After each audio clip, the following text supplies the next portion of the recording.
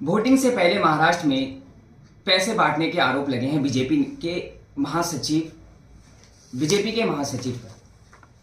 Election commission ने FIR भी दर्ज करी है। इसी पूरे मामले पर जानने की कोशिश करेंगे कि चुनाव आयोग ने जो एफआईआर दर्ज करी है उस पर क्या कार्रवाई होगी और ये पूरा खेल क्या है।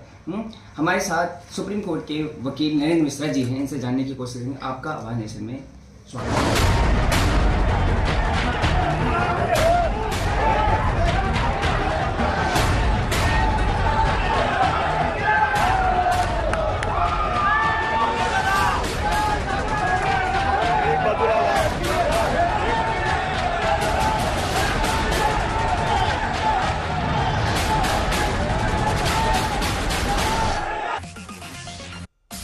कैश कांड में मुंबई से बड़ी खबर आ रही है। विनोद तावड़े के खिलाफ एफआईआर दर्ज कर लिया गया है। नालासोपारा में पैसे बांटने के मामले में तावड़े और बीजेपी उम्मीदवार राजन नाइक के खिलाफ केस दर्ज किया गया है।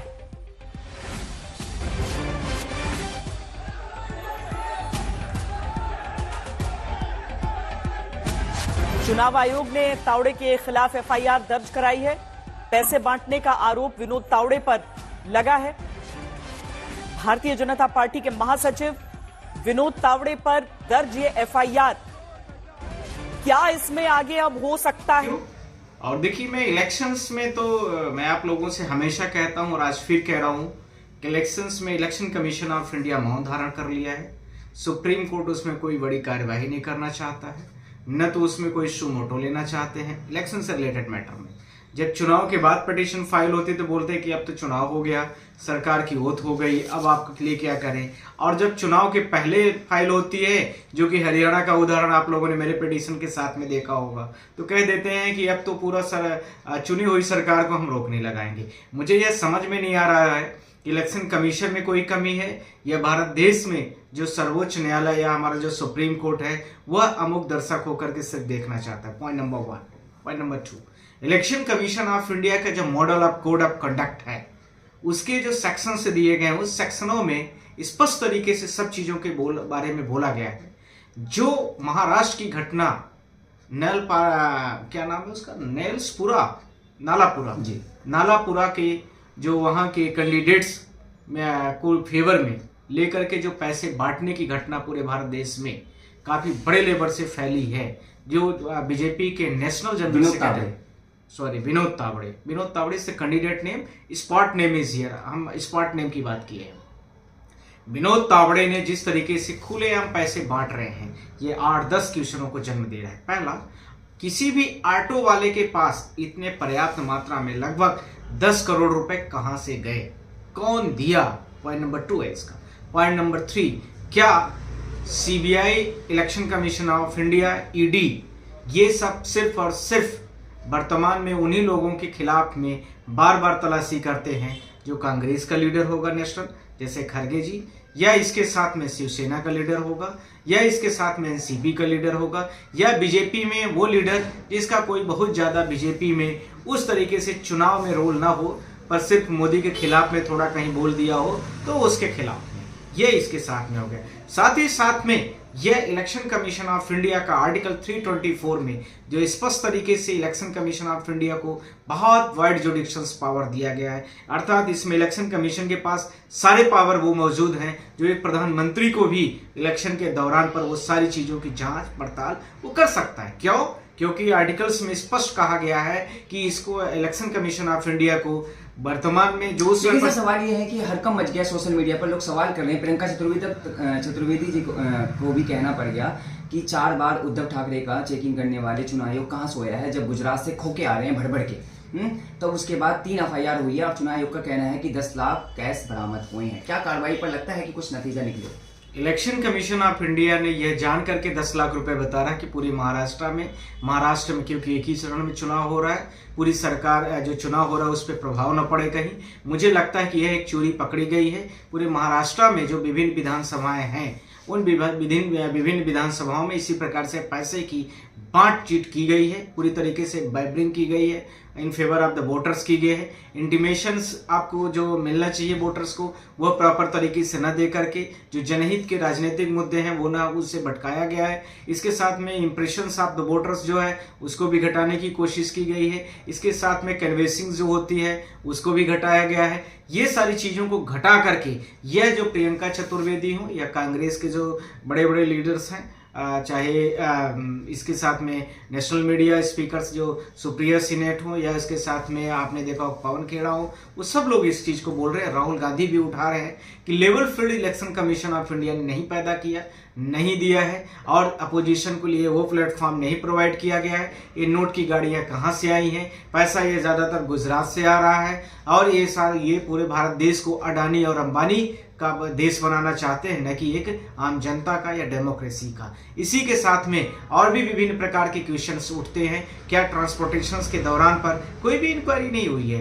आपको सबको पता है कि कुछ ही समय पर, लेकिन विनोद तावड़े जो बीजेपी के महासचिव है उनका कहना है कि बैग खाली था, अगर गड़बड़ी है ईवीएम कैसे सील हो सकती है? तो चुनाव आयोग एक्शन ले, चुनाव आयोग ने एफआईआर दर्ज करी है, सफाई दी है, तो कैसे देखते हैं? देखिए, कोई भी व्यक्ति जब फंस जाता है तो सारी सफाइयां ही देता है और अपने बचाव के लिए तरह तरह के मिसलेनियस आर्गूमेंट को पेश करता है। मुझे लगता है कि विनोद तावड़े के जितने भी मिसलेनियस आर्गूमेंट है वो बीजेपी पार्टी के लिए अच्छे हो सकते हैं, पर भारत देश की जनता के आंखों के सामने वो पर्दा नहीं डाल सकते, पहली बात। दूसरी बात, जो सोशल मीडिया में सारी चीज़ें चल रही हैं, सोशल मीडिया के माध्यम से पूरे भारत देश की जनता को यह स्पष्ट हो गया कि क्या भारत देश में महाराष्ट्र और झारखंड जैसे राज्यों में चुनाव में हो रहा है। हालांकि बहुतायत तरीके से लोकसभा के चुनाव में भी पर्याप्त तरीके से देखा गया था, जिसमें हेट स्पीचेस, पैसे बांटने की बातें और इसके साथ में इलेक्शंस के में ईवीएम्स के दौरान पर बहुत सारी छोटे माइनर बच्चों से वोट डलवाना, बहुत तरीके की बहुत सारी अप्रिय घटनाएं घटी थी। और इसी के साथ में बूथ कैप्चरिंग जैसे और फॉर्म 17C में पहले सिग्नेचर कराने जैसे बातें थी। क्या इलेक्शन कमीशन ऑफ इंडिया ने कोई लिया कहीं संज्ञान? कुछ भी नहीं लिया। क्यों करेगी सर? बीजेपी का मजबूत है, मोदी जी कह रहे हैं कि वापसी कर रहे हैं महाराष्ट्र में, तो कैसे मतलब कैसे देखते हैं बीजेपी क्यों कराएगी सर? जब ये देख रही है बीजेपी, ये तो खस्ता हालत के ही सारे प्रमाण है और किस चीज के प्रमाण है? निश्चित रूप से खस्ता हालत के प्रमाण है। निश्चित रूप से बीजेपी के हार को अपने आप को छुपाना चाहती है। वो चाहती है कि वोट बैंक कैसे भी हमें मिले, वो यह भी चाहती है कि हम पैसे दे करके वोट बैंक से ले। पर महाराष्ट्र की जो जनता है वह मराठों के खानदानी है और ये मराठा, मेवाड़, ये जितनी सारी चीज़ें इतिहास में आप सबने पढ़ा होगा, वहाँ पर जो पाटीदार हैं, वहाँ पर जो बड़े बड़े लोग हैं, ये सारी चीज़ों से ये कभी भी ये बीजेपी के उसमें अंडर ग्रिप्स में नहीं आ सकते हैं, मुझे उम्मीद है। पर इलेक्शन कमीशन ऑफ इंडिया ने जो इलेक्शन कमीशन की गाइडलाइन है उससे हट करके काम किया है, जिसमें स्पष्ट तरीके से 3-4 लाइनें मैं बोलना चाहता हूँ आप लोगों के माध्यम से। There shall be not applied to the caste और द कम्युनल फीलिंग्स। इसका मतलब आप समझ गए होंगे, यहाँ पर जाति और कम्युनल फीलिंग्स को कुछ भी इलेक्शन कमीशन ऑफ इंडिया इस तरीके से कोई भी घटनाएं, अपनी घटनाएं करता है तो नहीं अलाउ नहीं कर सकता। जिसमें उसमें लिखा है mosque, church and temples and all parties and candidates shall avoided the scrupulously all activities which are corrupt activities। इसका मतलब आप समझ गए, ये करप्ट प्रैक्टिस है। इसको इलेक्शन कमीशन की गाइडलाइन पर महाराष्ट्र के पूरा चुनाव को बंद करना चाहिए मेरे नज़र पर। लेकिन संजय सिंह कहते हैं कि ये अडानी राष्ट्र बनाना चाह रहे हैं महाराष्ट्र को, अडानी से पैसे, गुजरात से अडानी पैसे भेज रहे हैं, तो कैसे? देखिए, जो संजय सिंह ने बोला है और जो खड़गे जी बोल रहे हैं, जो इसके साथ में सुप्रिया सेनेट जी बोल रही हैं, पवन खेड़ा जी बोल रहे हैं, साथ ही साथ में भारत देश के लोकसभा के जो लीडर अपोजिशन है राहुल गांधी जी बोल रहे हैं, ये सब की बातें सत्य हैं। और इलेक्शन कमीशन ऑफ इंडिया ने ये अभी तक बताने में, मुझे लगता है कि सोशल मीडिया में बात न आई होती तो कहीं अभी भी उसको छुपाते हुए भागती। कोई भी गड़बड़ियां नहीं हुई है, कोई भी अप्रिय घटना नहीं हुई है, कहीं भी वाइब्रेशन। लेकिन वो नेता बोल रहे हैं सर कि बीबीए की कार्यकर्ताओं की साजिश है, बैग खाली था। देखिए, जो पैसा बांटा जा रहा है वो सोशल मीडिया पर मैंने भी वीडियोस देखा है, वो उनके हाथ में था और उसके साथ में एक डायरी भी बरामद थी।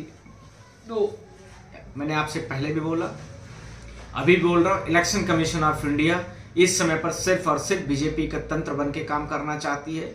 वह कोई भी फ्री और फेयर इलेक्शंस कंडक्ट नहीं करना चाहती है। वो आर्टिकल 324 का कंप्लीट वायलेशन करना चाहती है। साथ ही साथ में जो पैसे कहां से आ रहे हैं इसका तो उन्होंने खुलासा कोई किया नहीं है। क्या उनके संज्ञान में नहीं है क्या वो भारत देश के विदेश के राजीव कुमार हो या कोई भी इलेक्शन ऑफिसर्स हो, वो क्या विदेश से आए हुए हैं? उनको सबको सारी चीज़ों को एक एक तरह की नॉलेज है। और वह जो भारत देश में balancing of the voters, intimation of the voters, impression of the voters, और इसके साथ में जो कन्वेंसिंग है, इसके साथ में 100 मीटर्स में पोलिंग के दूर रहना चाहिए, 48 आवर्स के पहले जो इलेक्शन कमीशन की गाइडलाइन में सारी चीज़ों को बंद करना चाहिए। ये सब में Election Commission of India fail हुई है। There is no policies, no political parties and candidates shall be permit its is the followers to the make use of any individuals of the land or the buildings।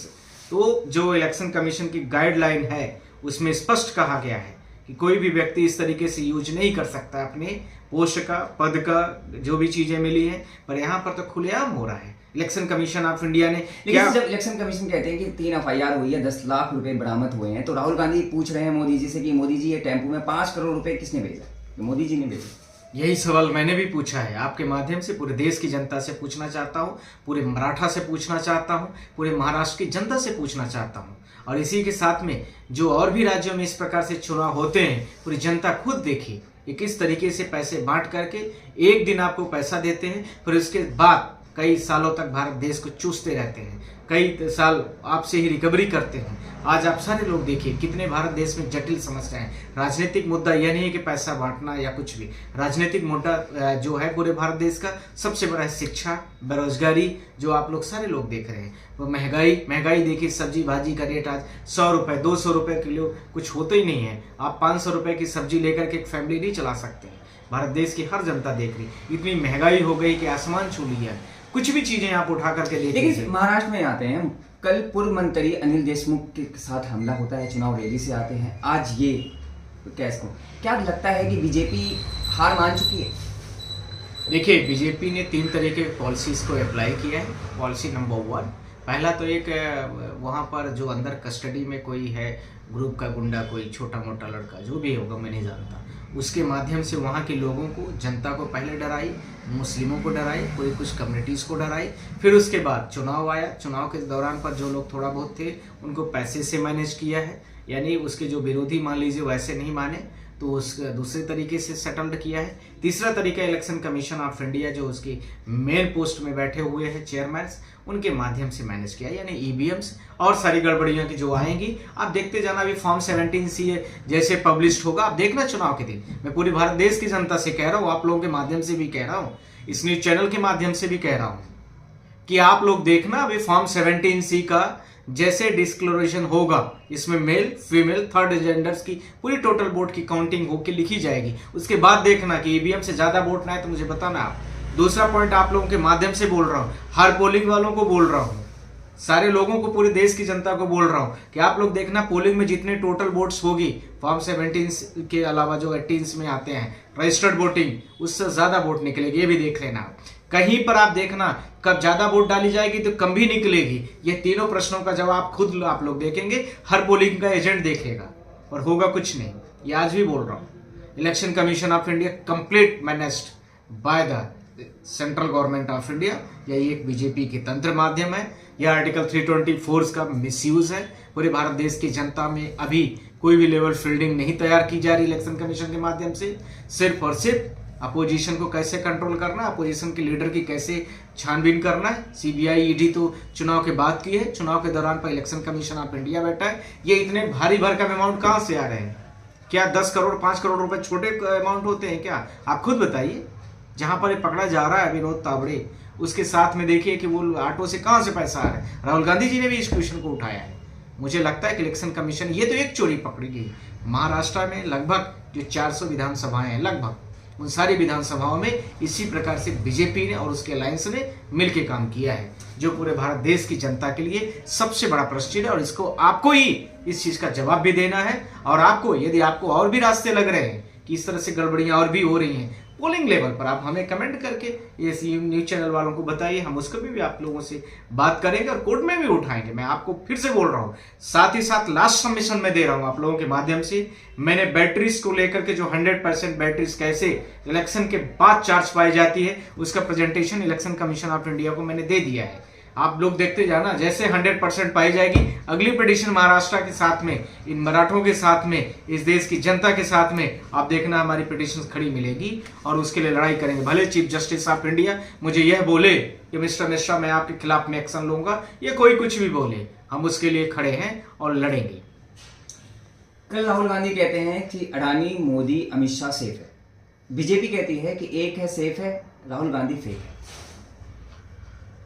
देखिए, ये तो BJP ज़्यादा बेहतर जानती है मुझे लगता है, और राहुल गांधी को तो पूरा वर्ल्ड मानता है कि ये कितने डिसेंट लीडर है, कितने इंटेलेक्चुअल लीडर है। मुझे लगता है कि सारी बीजेपी एक तरफ बैठ जाए तो भी राहुल गांधी के एक एक प्रश्नों का जवाब नहीं दे सकती, और नहीं जो वो क्वेश्चन उठाएंगे सारी बीजेपी ट्रोल करना शुरू कर दे, और उसके बाद भी सारी चीज़ों में यदि एक वो किसी प्रश्न का जवाब दे या उठा दे तो सारी बीजेपी एक तरफ भाग जाएगी, और सिर्फ और सिर्फ उसका जो मीडिया तंत्र है उसके अलावा उनके सामने कोई नहीं टिक सकता, क्योंकि वो यथार्थ में बात करते हैं, प्रैक्टिकली बात करते हैं, जमीनी बात करते हैं, जनता की बात करते हैं, लोकसभा की बात करते हैं, लीडर अपोजिशन का जो लीडर होता है उसके बिहाफ पर बात करते हैं और कैसा होना चाहिए वह भी दिखाते हैं।